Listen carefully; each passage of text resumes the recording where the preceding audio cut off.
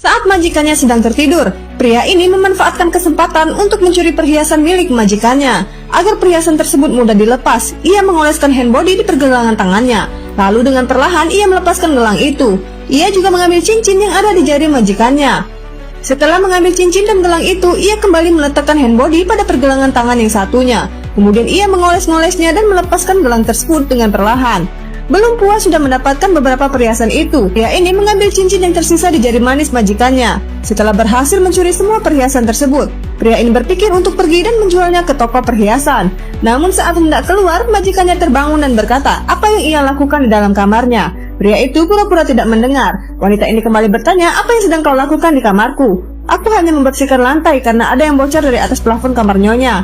Tapi aku tidak melihat ada yang bocor. Ya Nyonya, sudah kubersihkan dengan cepat agar kau tidak terjatuh. Namun saat wanita ini mempersilahkan pegawainya itu pergi, ia baru menyadari jika perhiasannya yang berada di tangan dan jarinya tidak ada. Pria ini berkata, Nyonya, mungkin kau lupa meletakkannya di mana? Tidak, aku tidak melepaskannya dimanapun dan selalu memakainya. Lalu ia mencari perhiasannya di sekitar tempat tidur. Wanita ini meminta pegawainya untuk membantunya mencari perhiasan tersebut.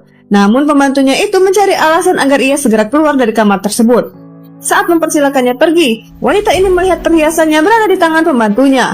Ia lalu memanggilnya dan bertanya, apa yang kau sembunyikan di tanganmu? Aku tidak menyembunyikan apapun, Nyonya. Cepat perlihatkan tanganmu. Lalu pria itu membuka satu tangannya.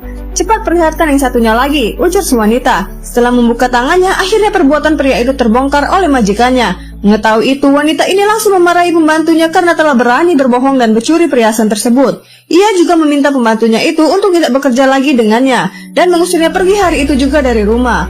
Pria ini meminta maaf dan memohon agar majikannya itu tidak melaporkannya ke polisi. Namun majikannya itu tidak peduli dan tetap melaporkannya ke polisi. Ia meminta polisi agar segera datang ke rumah untuk menangkap seorang pencuri.